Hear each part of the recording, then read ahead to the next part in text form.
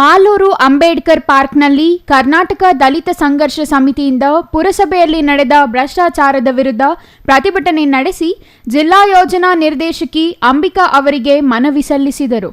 ಈ ವೇಳೆ ದಲಿತ ಸಂಘರ್ಷ ಸಮಿತಿ ತಾಲೂಕು ಸಂಚಾಲಕ ಎಸ್ಎಂ ವೆಂಕಟೇಶ್ ಮಾತನಾಡಿ, ಪುರಸಭೆ ಮುಖ್ಯಾಧಿಕಾರಿ ಮಾಲೂರು ಪಟ್ಟಣಕ್ಕೆ ವರ್ಗಾವಣೆಯಾಗಿ ಬಂದಾಗಿನಿಂದ ಯಾವುದೇ ಅಭಿವೃದ್ಧಿ ಕಾರ್ಯಗಳನ್ನು ಕೈಗೊಳ್ಳದೆ ಒಂದಲ್ಲ ಒಂದು ರೀತಿಯಲ್ಲಿ ಹಣ ಮಾಡಿ ಈಗ ತಾಲೂಕಿನಿಂದ ವರ್ಗಾವಣೆಯಾಗಿ ಪರಾರಿಯಾಗಿದ್ದಾರೆ ಎಂದರು. ಮುಖ್ಯಾಧಿಕಾರಿ ಕೆಲಸದ ಅವಧಿಯಲ್ಲಿ ನಡೆದ ಅಕ್ರಮ ಈ ಖಾತೆ ಹಾಗೂ ಹಣ ವರ್ಗಾವಣೆ ವಿರೋಧಿಸಿ ಈ ಹಿಂದೆಯೂ ಪ್ರತಿಭಟಿಸಲಾಗಿತ್ತು.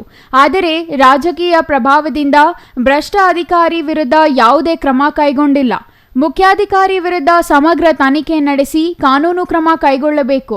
ಅಲ್ಲದೆ ವರ್ಗಾವಣೆಯಾದ ಅಧಿಕಾರಿಯನ್ನ ಮತ್ತೆ ಮಾಲೂರಿಗೆ ಕರೆತರುವ ಪ್ರಯತ್ನ ಇಲ್ಲಿನ ಶಾಸಕರು ಮಾಡುತ್ತಿದ್ದು, ಅಂತಹ ಅಧಿಕಾರಿಯಿಂದ ಶಾಸಕರಿಗೆ ಕೆಟ್ಟ ಹೆಸರು ಬರುವ ಜೊತೆಗೆ ಅಭಿವೃದ್ಧಿ ಕುಂಠಿತಗೊಳ್ಳುತ್ತದೆ. ಹಾಗಾಗಿ ಇಂತಹ ಭ್ರಷ್ಟ ಅಧಿಕಾರಿ ಮಾಲೂರು ಪಟ್ಟಣಕ್ಕೆ ಬರಬಾರದು ಎಂದು ಆಗ್ರಹಿಸಿದರು. ಕೆರೆ ಮಲಿನ ಆಗ್ತಾ ಇದೆ. ಆ ನೀರೇ ಇವತ್ತು ಮಾಲೂರು ತಾಲೂಕಿನಲ್ಲಿ ಅನೇಕ ರೋಗ ರುಜಿನಗಳು ಉಂಟಾಗ್ತಾ ಇದ್ದಾವೆ. ಅಲ್ಲದೆ ಮಾಲೂರು ಪಟ್ಟಣದಲ್ಲಿ ಬೀದಿಗೆ ಕನಿಷ್ಠ ಪಕ್ಷ 100ರಿಂದ 150 ಬೀದಿ ನಾಯಿಗಳಿದಾವೆ. ಇವತ್ತು ಮಕ್ಕಳು ಶಾಲೆಗೆ ಹೋಗ್ಬೇಕು ಅಂದ್ರೆ ಕಷ್ಟ ಆಗ್ತಾ ಇದೆ. ದೊಡ್ಡವರು ಸಹ ಓಡಾಡ್ಬೇಕಂದ್ರೆ ಕಷ್ಟ ಆಗ್ತಾ ಇದೆ. ಈ ಕೂಡಲೇ ಆ ಬೀದಿ ನಾಯಿಗಳನ್ನ ಹಿಡೀರಿ ಅಂತೇಳಿ ಮುಖ್ಯಾಧಿಕಾರಿಗಳಿಗೆ ಹೇಳಿದ್ರೆ ಅವರು ಬೀದಿ ನಾಯಿಗಳು ಹಿಡಿತಾ ಇಲ್ಲ. ಸರ್ಕಾರದಿಂದ ಬರ್ತಕ್ಕಂಥ ಅನುದಾನ ಎಲ್ಲ ನುಂಗಿ ನೀರು ಕುಡಿಯೋ ಕೆಲಸವನ್ನ ಮಾಲೂರು ಪುರಸಭಾ ಮುಖ್ಯಾಧಿಕಾರಿಗಳು ಮಾಡ್ತಾ ಇದ್ದಾರೆ.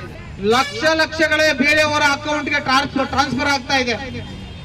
ಸರ್ಕಾರಿ ಜಮೀನನ್ನ ಉಳಿಸ್ಕೊಳ್ಳಿ, ಸರ್ಕಾರಿ ಪಾರ್ಕ್ ಅನ್ನು ಉಳಿಸ್ಕೊಳ್ಳಿ, ಸಿಐ ಸೈಟ್ ಅನ್ನ ಉಳಿಸ್ಕೊಳ್ಳಿ ಅಂದ್ರೆ ಅದು ಸಾಧ್ಯ ಆಗ್ತಾ ಇಲ್ಲ.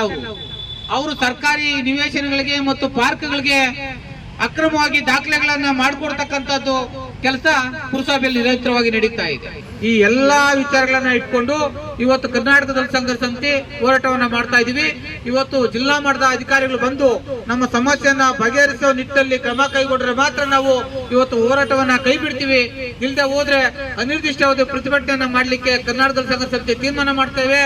ಈ ಕೂಡಲೇ ಜಿಲ್ಲಾ ಮಟ್ಟದ ಅಧಿಕಾರಿಗಳು ಬರಬೇಕು ಅಂತೇಳಿ ನಾನು ಒತ್ತಾಯಿಸ್ತೇನೆ.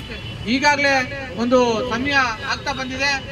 ನಾವು 2-2:30ವರೆಗೂ ಸಹ ಅವಕಾಶವನ್ನ ಕೊಡ್ತೇವೆ. ಅದ್ರ ಒಳಗಡೆ ಬಂದು ನಮ್ಮ ಮನವಿಯನ್ನ ಸ್ವೀಕರಿಸಿದ್ರೆ ನಾವು ಮನವಿಯನ್ನ ಕೊಡ್ತೇವೆ.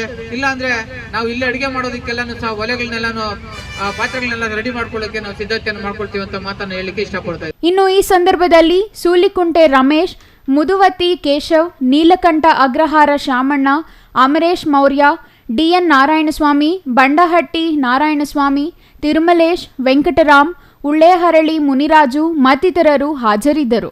MP Prakash, CTV news, Malur. ಸ್ವಚ್ಛತೆಯನ್ನು ಕಾಪಾಡಿದ ಮುಖ್ಯಾಧಿಕಾರಿಗೆ